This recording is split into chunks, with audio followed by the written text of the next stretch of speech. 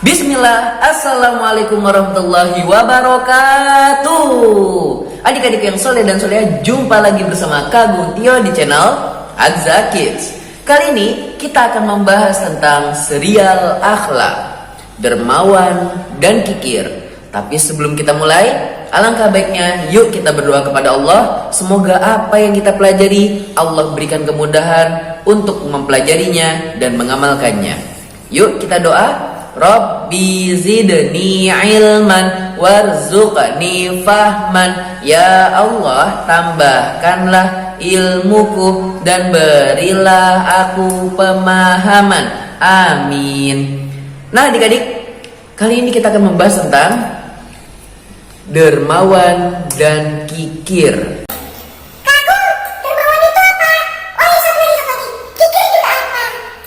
Dermawan adalah sifat mulia, sifat terpuji, yang mana Allah dan Rasulnya suka sekali dengan orang-orang yang dermawan.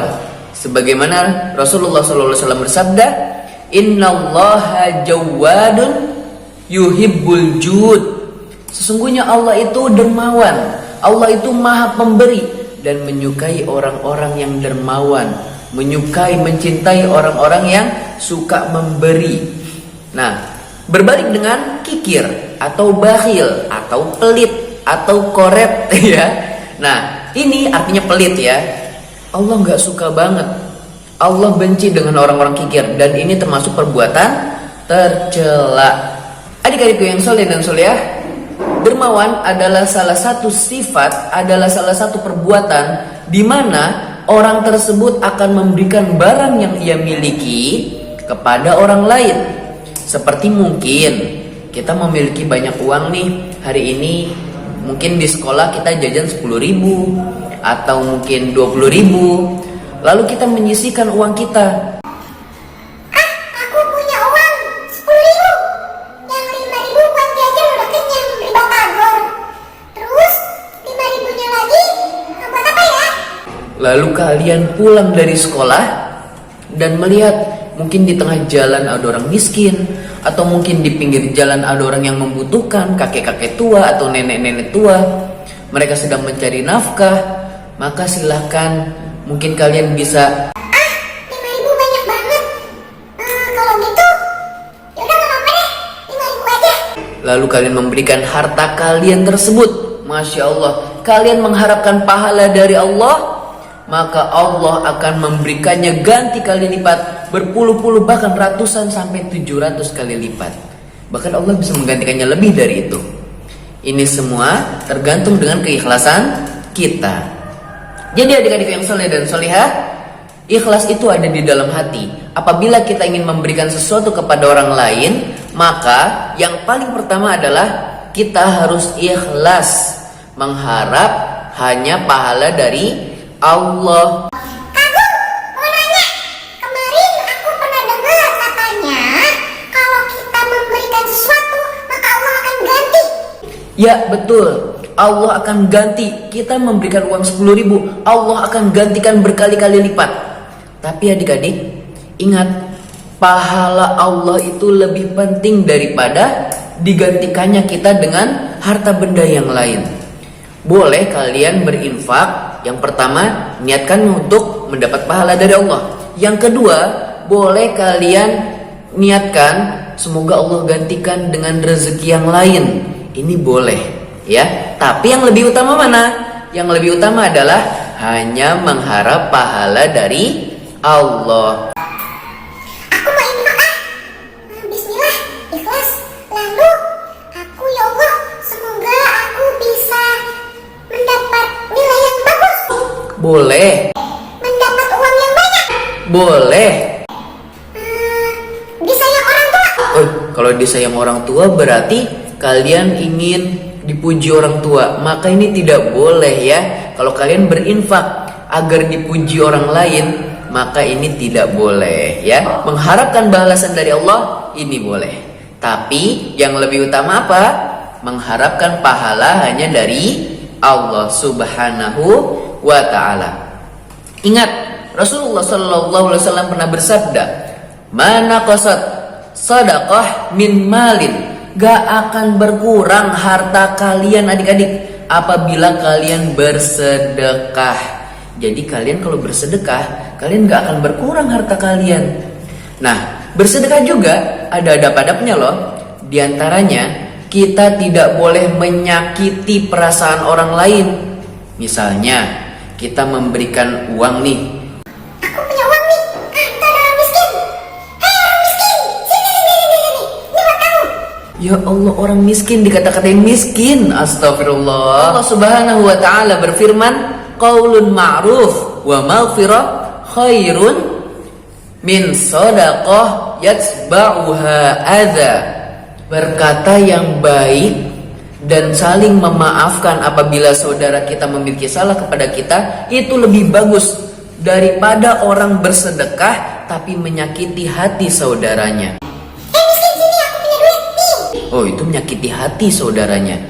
Atau kita memberikan uang lalu kita foto bareng lalu diupload di Facebook atau di WhatsApp atau di IG.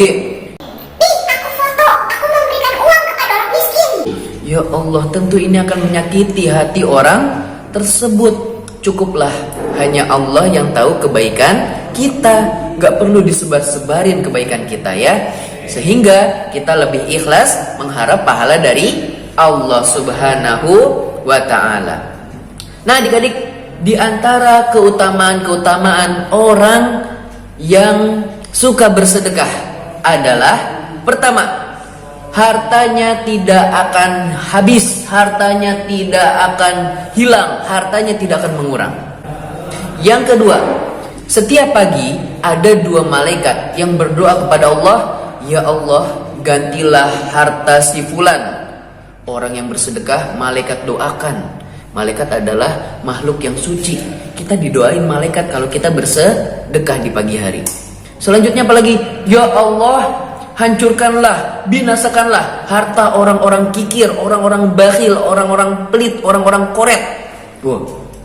Jadi malaikat mendoakan keburukan bagi mereka orang-orang yang pelit. Ingat adik-adik, asyaiton ya'idukumul faqr. Setan itu suka bisik-bisikin kalian tentang kemiskinan, suka mengatakan kepada kalian, mengancam kepada kalian, hei kamu kalau misalnya kamu bersedekah, miskin kamu nanti, kamu udah miskin tambah miskin nanti. Selanjutnya apa lagi? Wa ya'murukum bil fahsya. Dan setan ini sangat suka memerintahkan kalian untuk berbuat keji. Apa yang dimaksud berbuat keji? Yang dimaksud berbuat keji adalah agar kita berbuat pelit, agar kita berbuat bakhil. Hei, udah simpen aja duitnya. Kamu kalau ngasih uang ke orang miskin, udah miskin tambah miskin. Nah, ingat adik-adik, apa yang tadi disampaikan oleh Rasulullah, manaqasat shadaqah min malin. Gak akan berkurang kalian kalau misalnya bersedekah. Allah pasti ganti baik di dunia maupun di akhirat. Nah, Kak Agung punya cerita nih adik-adik. Ceritanya ini adalah ketika itu Rasulullah SAW dan kaum muslimin itu sedang dihina-hina ajaran Islam. Ajaran Islam dihina oleh kaum Romawi. Dan akhirnya Rasulullah mengutus para tentara kaum muslimin untuk menghancurkan, untuk memerangi kaum Romawi. Yang dihina ini adalah ajaran Islam. Wah adik-adik, ajaran Islam kok dihina-hina, ini gak boleh. Maka dari itu Rasulullah kesal, Rasulullah benci dan akan memerangi kaum Romawi. Nah, tapi ketika itu kaum muslimin sedang dalam musim paceklik, dalam musim kekeringan. Maka dari itu kaum muslimin yang saat itu ingin berperang, mereka disebut dengan pasukan Jaisul Ushrah. Mereka adalah pasukan yang dalam keletihan, yang dalam kemiskinan, yang lagi gak ada perbekalan makanan dan minuman. Kemudian datanglah sosok yang Masya Allah adik-adik, terkenal dengan kedermawanannya, kesolehannya, sifat malunya, kaya rayanya. Tapi beliau tidak sombong. Siapakah beliau? Beliau adalah Utsman bin Affan. Utsman bin Affan datang, kemudian beliau menyumbangkan 10.000 dinar. Adik-adik bayang gak? 1 dinar itu harganya sama dengan 4 juta. Dikaliin 10.000 dinar itu berapa adik-adik? 1 dinar 4 juta. 1 dinar aja kalian bisa buat beli mainan seabrek-abrek. Mainan yang kalian sukain apa? Ya, apapun yang kalian inginkan. 4 juta itu udah banyak banget adik-adik. Selanjutnya apa? Ini 10.000 dinar.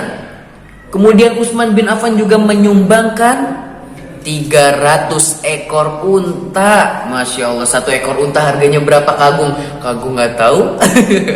Selanjutnya Utsman bin Affan juga menyumbangkan 50 ekor kuda. Masya Allah, baik sekali ya. Alhamdulillah. Akhirnya saat itu Jaisul Usroh pun tertolong oleh Utsman bin Affan. Selanjutnya, di antara keutamaan kalau kita bersedekah adalah kita akan disenangi Allah dan juga akan disenangi manusia. Yang ketiga, diselamatkan dari gangguan di dunia maupun di akhirat. Yang keempat, harta jiwanya akan Allah bersihkan. Jadi kalau misalnya kita ada keburukan atau mungkin waktu itu ada uang yang gak sengaja ternyata uang itu gak halal, lalu akhirnya kita bersedekah, dan dengan itu insya Allah Allah akan bersihkan harta kita dan juga jiwa kita. Yang kelima, kita nggak akan takut miskin karena janji Allah, Allah pasti akan ganti. Yang keenam, kita nggak akan sombong walaupun kita orang kaya karena kita rajin memberi, karena kita rajin bersedekah. Nah adik-adik, Kagum punya satu kisah lagi nih. Kisahnya ini terjadi di zaman Nabi Musa. Waktu itu di zaman Nabi Musa terdapat sosok bernama Qorun. Siapa yang kenal Qorun? Aku pernah dengar harta karunnya. Nah, betul sekali, harta karun. Kalian kenal harta karun? Iya, yang isinya emas, yang isinya pokoknya harta semua isinya. Iya, betul sekali. Tahu nggak sih asal mula dinamakan harta karun itu gimana? Harta karun itu diambil dari nama Qorun yang hidup di zaman Nabi Musa. Jadi kalau kita menggali tanah tiba-tiba ada emas, itu berarti harta Qorun, ya, harta karun. Kisahnya begini adik-adik. Qorun memiliki harta yang luar biasa banyak. Dan beliau itu bukan cuma kaya, bahkan kunci-kunci berangkasnya untuk menyimpan harta benda beliau itu berat sekali. Saking banyaknya hartanya, berangkasnya juga banyak, kuncinya juga banyak. Sehingga saking banyaknya kunci tersebut, orang-orang yang mengangkatnya adalah orang-orang yang berbadan besar, kekar lagi kuat. Saking banyaknya adik-adik. Kebayang nggak? Itu harta karun, itu melebihi hartanya Pak Presiden, melebihi rajanya para raja di zaman sekarang adik-adik. Ya, karena harta karun ini banyak banget, kuncinya aja berat banget. Masya Allah. Kemudian apa? Suatu ketika Qorun sedang berjalan-jalan, tiba-tiba ada orang miskin datang kepada dia. Ya, lalu orang miskin tersebut mengatakan, "Wahai Qorun, berikanlah kepada kami rezekimu." Lalu apa kata Qorun? "Hei, bekerja, emangnya kamu kira aku bisa kaya seperti ini?